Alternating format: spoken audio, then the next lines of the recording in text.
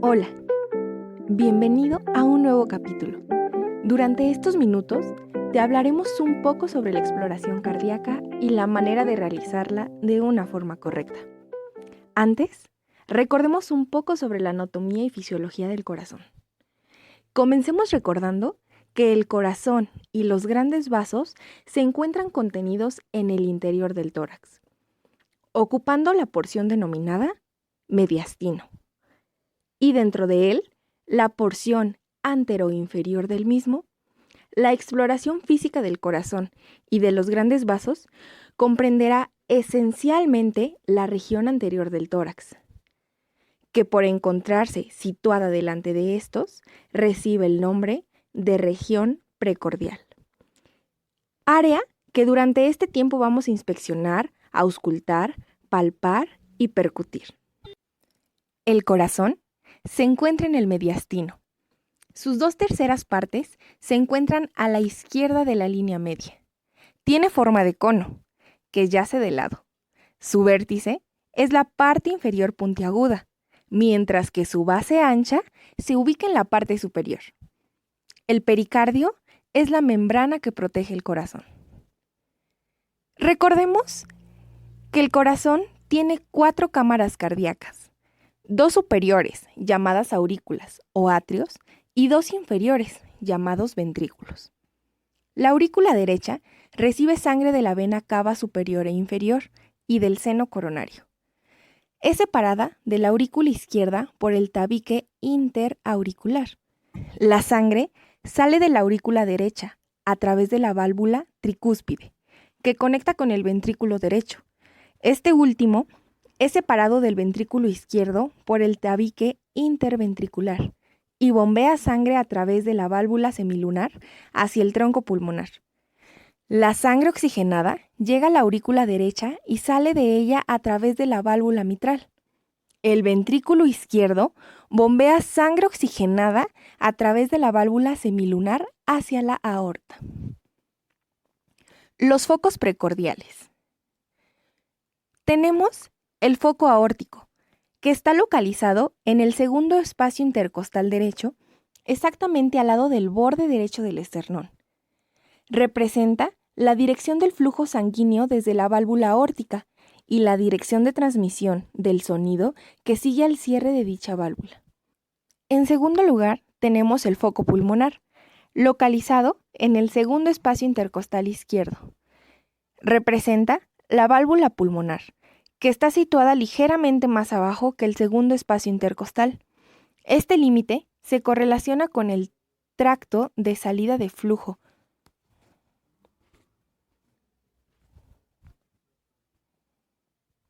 Este límite se correlaciona con el tracto de salida de flujo de la válvula pulmonar. Foco tricúspideo, localizado en un área de aproximadamente 3 a 4 centímetros a la izquierda del esternón en su parte inferior, representa la válvula tricúspide. El foco tricúspideo representa el tractus de salida de flujo de la válvula tricúspidea y la dirección de transmisión del sonido que sigue al cierre de la válvula. Por último, el foco mitral o apical, situado en el quinto espacio intercostal izquierdo en la línea medioclavicular, representa la válvula mitral y una cámara cardíaca. La punta del ventrículo izquierdo también yace detrás de este foco y puede palparse una pulsación cuando el ventrículo se contrae. Y un último recordatorio. El ciclo cardíaco consiste en la sístole, que es la contracción, y la diástole, la relajación de ambas aurículas y ventrículos, con una frecuencia promedio de 75 latidos por minuto, con una duración aproximada de 0.8 segundos. El primer ruido cardíaco, denominado R1, es causado por el flujo de sangre asociado al cierre de las válvulas auriculoventriculares. Y el segundo ruido, conocido como R2, se debe al flujo turbulento asociado al cierre de las válvulas semilunares. Antes de explorar, tomemos en cuenta algunas condiciones para hacer de esto una actividad más completa y correcta. Ahora sí, vamos a explorar. La exploración física debe tener lugar en un cuarto silencioso, para auscultar mejor los sonidos del corazón y debe obtenerse la privacidad y el confort necesarios. Es necesario una iluminación adecuada detrás del observador. Debemos dejar descubierta la región que vamos a explorar y preferentemente desde el ombligo hacia arriba. No es recomendable escuchar los ruidos a través de la ropa. Sin embargo, en ocasiones las pacientes femeninas no tienen la suficiente confianza para poder descubrirse y en ese caso habrá que respetar la decisión de no querer hacerlo. Hay 3 posiciones básicas para la exploración cardíaca. 1. El explorador debe colocarse a la derecha del examinado, ya que estará así en una posición más favorable para realizar los métodos básicos de exploración. 2.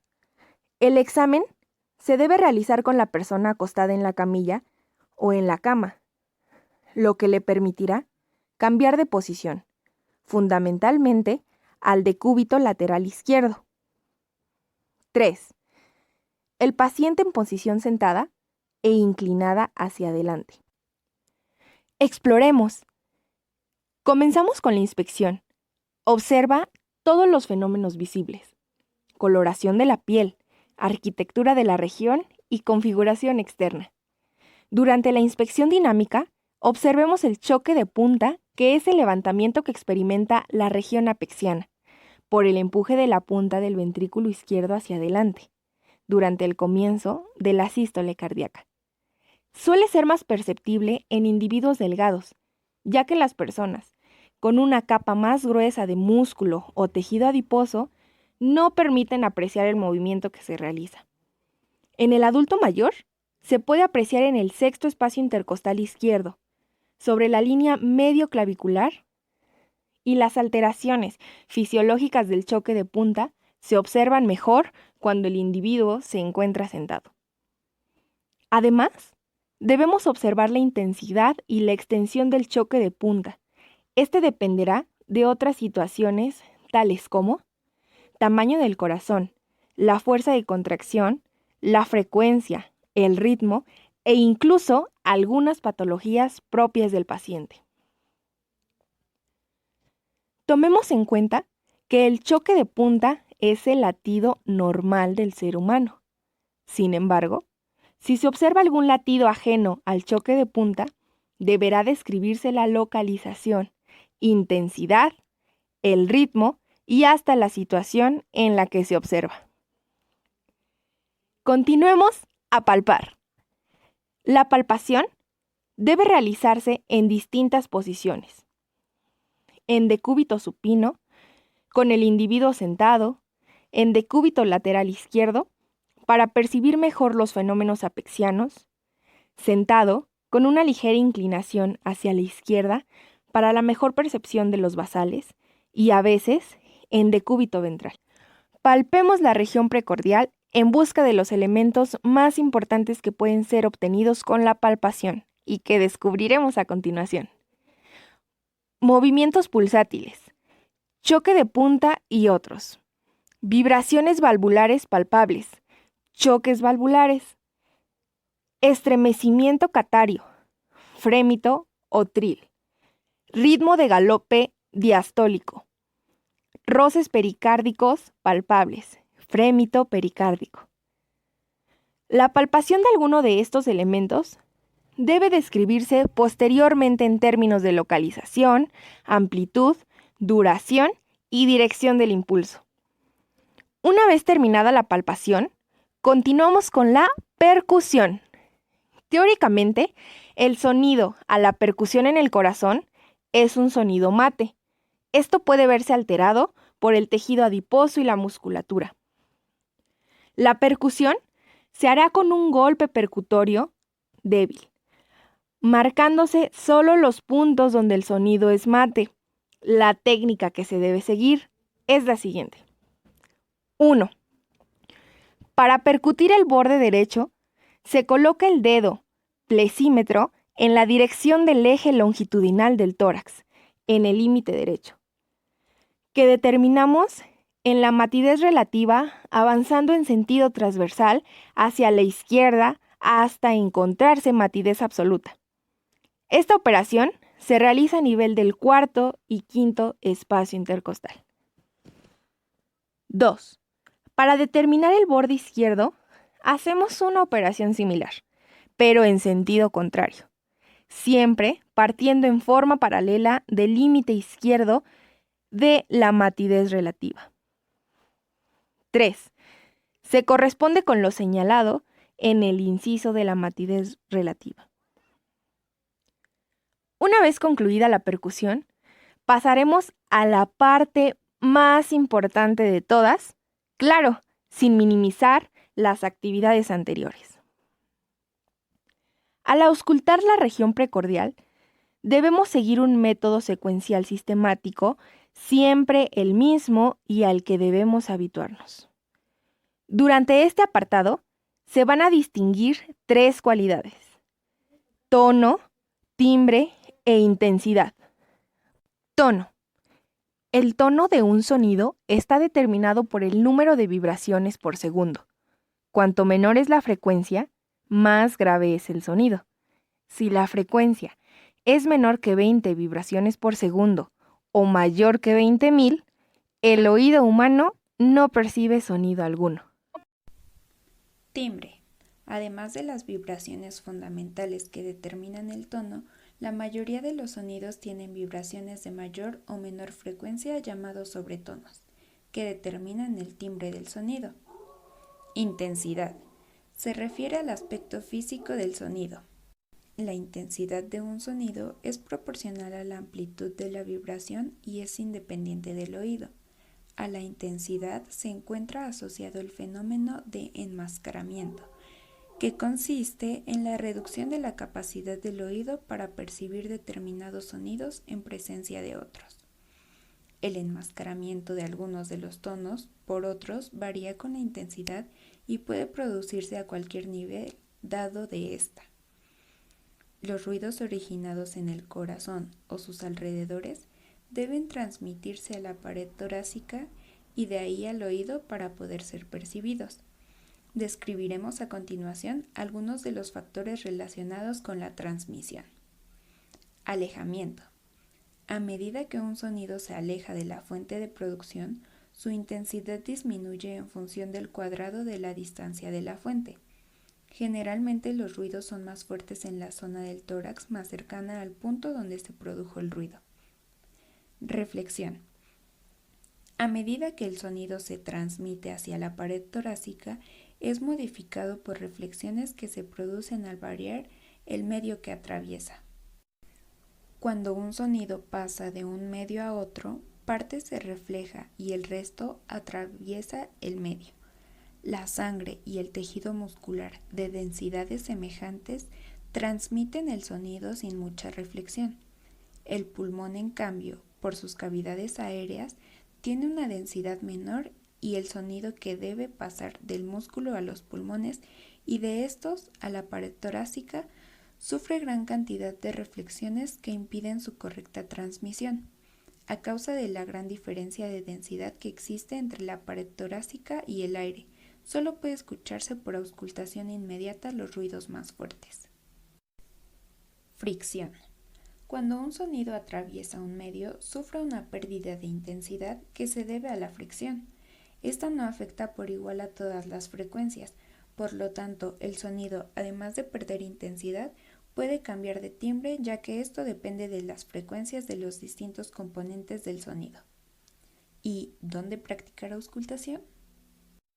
La auscultación se debe realizar en toda la región precordial en sus 4 focos principales de auscultación: tricúspideo, mitral, pulmonar y aórtico, y fuera de estos como la región de la base del cuello, el área esternoclavicular y la región epigástrica, especialmente la región comprendida por debajo del reborde costal izquierdo cerca del apéndice sifoides, donde precisamente se proyecta el ventrículo derecho. La auscultación en el epigastrio permite recoger fenómenos que la auscultación de la región precordial no había dado. Los fenómenos acústicos cardíacos pueden estar dificultados por la obesidad del sujeto o por enfisema y no se perciben con bastante claridad. La auscultación en la región del cuello permite saber si en esta región se perciben los fenómenos auscultatorios que escuchamos en la región precordial y además recoge algunos signos que dependen de los vasos sanguíneos que allí están. ¿Cómo realizar una auscultación sistemática? 1. Con la persona en supino, proceda sistemáticamente de un foco al siguiente. 2. Ausculte cada área usando el diafragma para detectar los sonidos más agudos como el primer ruido, el segundo ruido y el soplo de la insuficiencia cardíaca. Use la campana para detectar los sonidos más graves como el tercer y cuarto ruidos. 3. También ausculte la base del corazón con la persona sentada inclinada hacia adelante y posteriormente evalúe el ápex con la persona en decúbito lateral izquierdo. 4. Escuche durante varios ciclos cardíacos en cada foco auscultatorio. 5. Para evaluar la frecuencia cardíaca y el ritmo no es necesario auscultar todos los sitios precordiales, porque el sonido se transmite bien y la frecuencia y el ritmo no varían, así que en el primer foco de la secuencia determine estos dos elementos. 6. El ritmo habitualmente será regular, pero puede variar en algunas personas. 7. Cuando se detecta una arritmia, debe completarse el examen auscultando simultáneamente con la palpación del pulso radial. 8. La arritmia completa por fibrilación auricular se corrobora por palpación simultánea porque todos los latidos arrítmicos llegan al pulso, es decir, se oyen y se palpan sincrónicamente. 9. La auscultación del corazón revela la presencia en cada ciclo cardíaco de dos ruidos en relación con el cierre de las válvulas de este órgano. 10. El primer ruido representa el cierre de las válvulas mitral y tricuspidea y marca el inicio de la sístole ventricular. Su onomatopeya es DOM. 11. El segundo ruido cardíaco es de tono ligeramente más alto y es más corto. Su onomatopeya es LOP. Los soplos son los ruidos que aparecen en relación con el ciclo cardíaco en la región precordial o en su vecindad, con características acústicas que han sido comparados por la ENIC al ruido de un fuelle al avivar el fuego. La evaluación de un soplo comprende la descripción de 8 caracteres generales, como son su intensidad, tono, timbre, el momento de la revolución cardíaca en la que se produce, su duración, el sitio en que se oye con más intensidad, su propagación o irradiación y las modificaciones que experimenta el soplo bajo la influencia de la respiración, del esfuerzo muscular, de los cambios de posición y del tratamiento. A continuación, veremos cómo podemos describir las características de un soplo. 1. Intensidad. ¿Cuán intenso es el soplo? 2. Tono. Puede ser alto o agudo, bajo o grave. 3. Timbre. Suave o aspirativo, soplante, rasposo o áspero, en maquinaria, a chorro de vapor, etc. Tiempo en que ocurren. Ocurren en la sístole, en la diástole o es sistodiastólico. 5. Duración.